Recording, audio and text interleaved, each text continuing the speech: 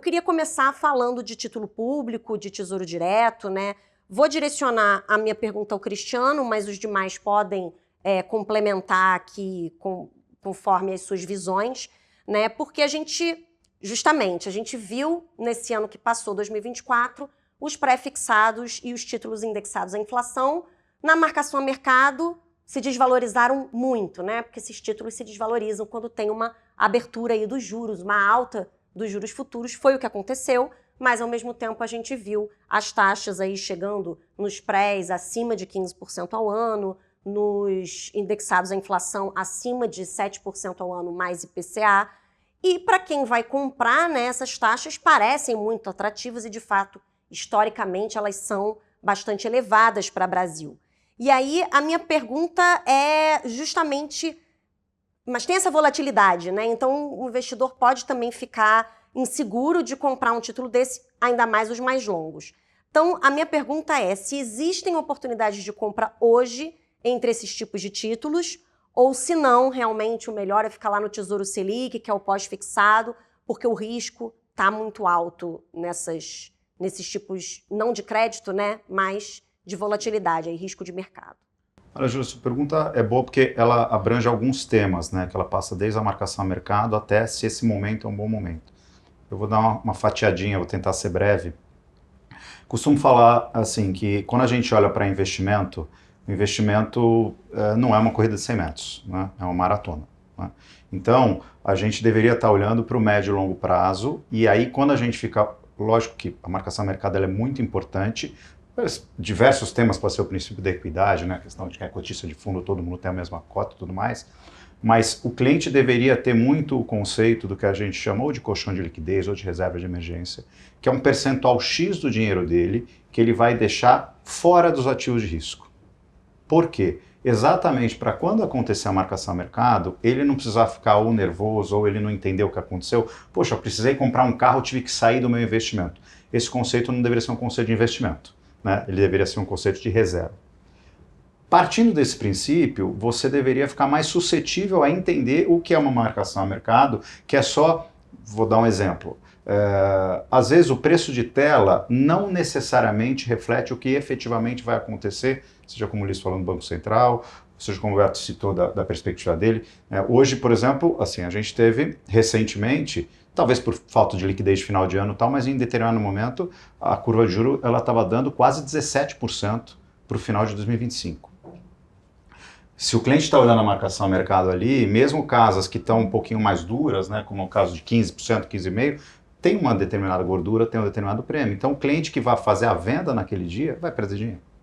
Então acho que esse conceito é um conceito bom da gente falar de separa um pouquinho do seu dinheiro para esse seu dinheiro do dia a dia, e aí qual o investimento ou qual é a reserva é um tema, e o resto é investimento.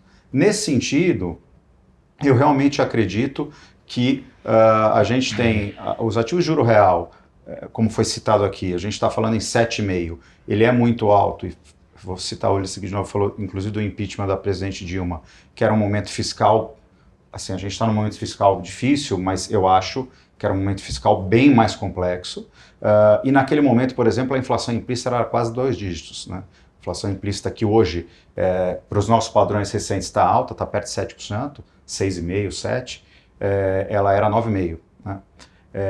Então, a gente gosta dos ativos indexados à inflação, entendo que a inflação implícita é alta, mas para o cliente, para o investidor que queira ter quase que um seguro, né, se ele acha que efetivamente a política monetária não vai funcionar, que a inflação vai escapar, que não é nem 5,5%, é 7%, é 8%, 9%, ele vira um seguro. Tá?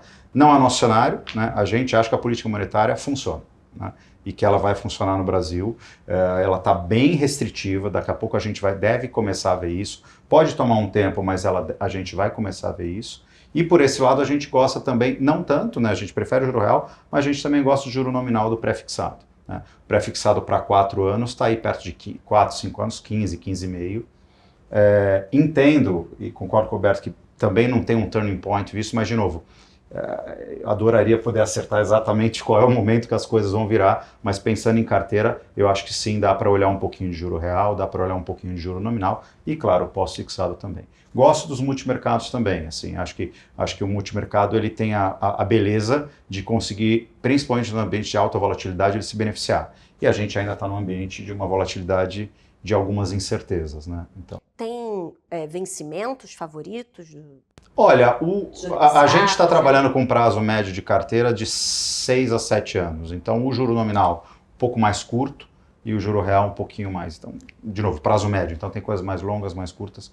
Mas eu acho que, se falar em 4, 5 anos, aí, digamos, para dar um número, eu acho que aquela história que tem, na nossa visão, tem muito prêmio, mesmo com o risco associado.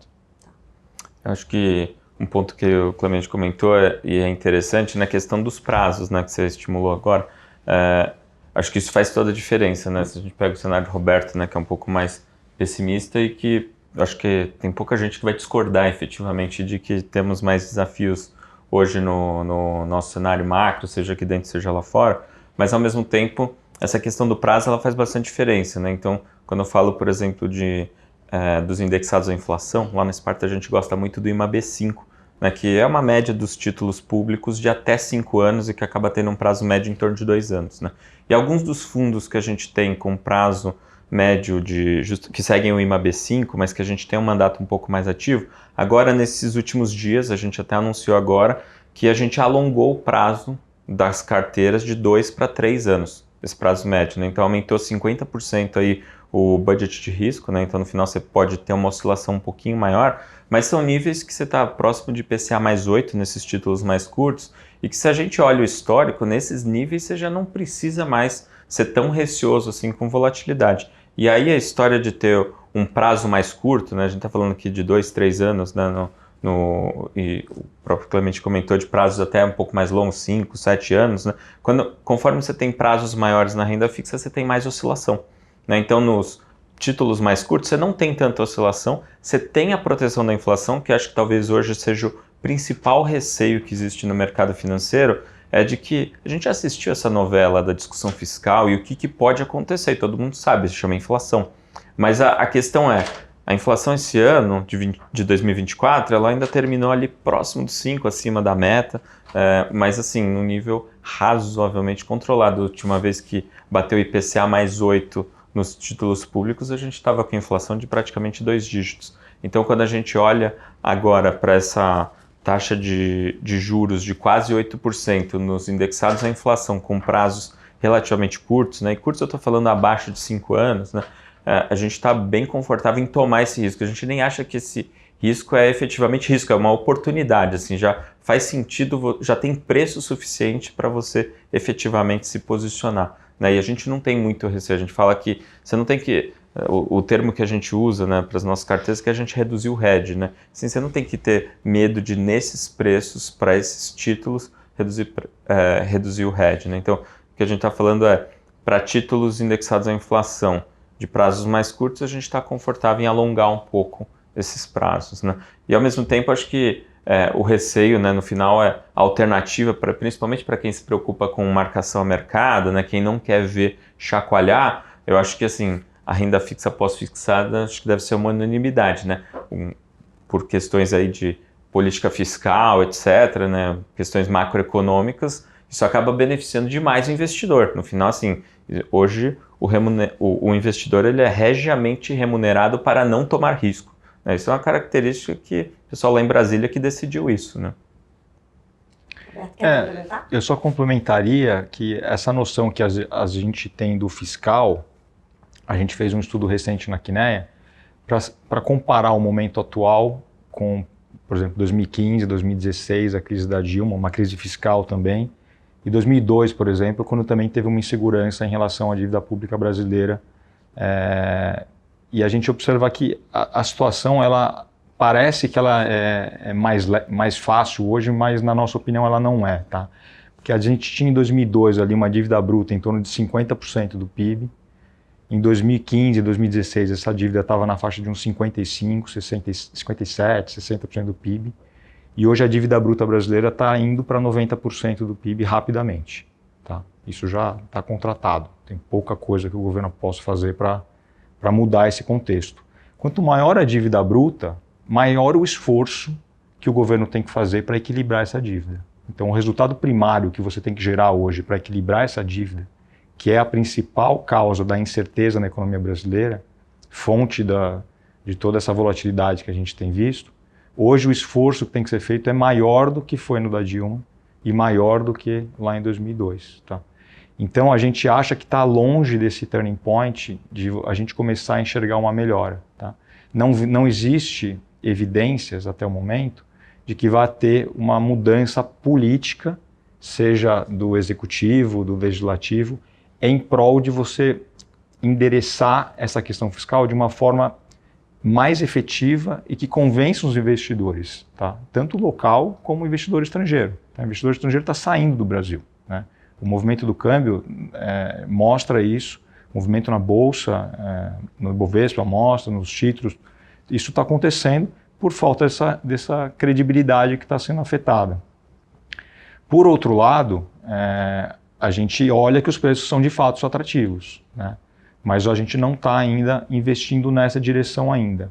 Quando a gente investe de forma muito tática, está muito alinhado com o que foi falado. Né? A gente gosta de investir pré-fixado de curtíssimo prazo. Né? O mercado exagera, se ele que vai para 17, talvez seja um exagero. Você vai e faz uma posição mais tática e se beneficia disso. Então, o investimento num fundo multimercado, você delega um pouco essa parte do teu portfólio, você delega essa decisão de participar dessa volatilidade, aproveitar alguns exageros que o mercado nessa volatilidade ele produz para você fazer algum retorno acima do CDI com essas alocações mais táticas. Esse é o papel do fundo multimercado dentro de um portfólio, né?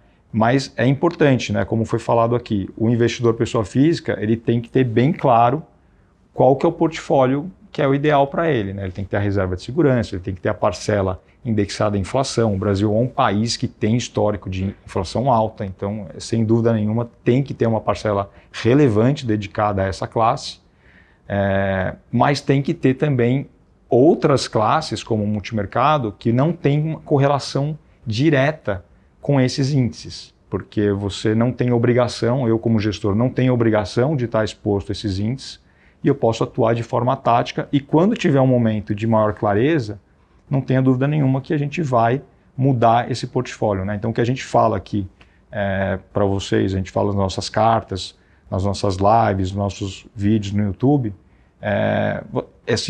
essa visão ela vai mudando à medida que as convicções vão mudando. Né? Então, hoje, a minha visão é um pouco mais cautelosa, né, como eu coloquei aqui, e defendendo que é um momento bem interessante para a nossa classe, né, de multimercado. Foi uma classe que ficou muito machucada durante muito tempo, mas o ano passado mesmo, apesar de toda a volatilidade, foi uma classe que os principais gestores de multimercados, não só a Quineia, apresentou um resultado até que satisfatório. Tá? Muitos superando o CDI, a gente conseguiu fazer isso em boa parte dos nossos fundos, mas diante de tanta incerteza, foi muito mais vantajoso do que você simplesmente comprar um título de renda fixa porque já está com um juro real muito alto. Porque o outro ponto que eu faço é que essa questão fiscal, se a gente olhar o juro real praticado nas crises no Brasil, o 6,5%, 7%, 7,30%, teve momentos que foi pior do que isso. Em crises de confiança, crises de credibilidade, existe sim espaço para piorar. Né? Então tem que ter diversificação, como foi falado, e tem que ter espaço de ter ativos ali no teu portfólio que seja menos correlacionado com toda essa incerteza. E mesmo assim consiga participar de outras teses de investimento.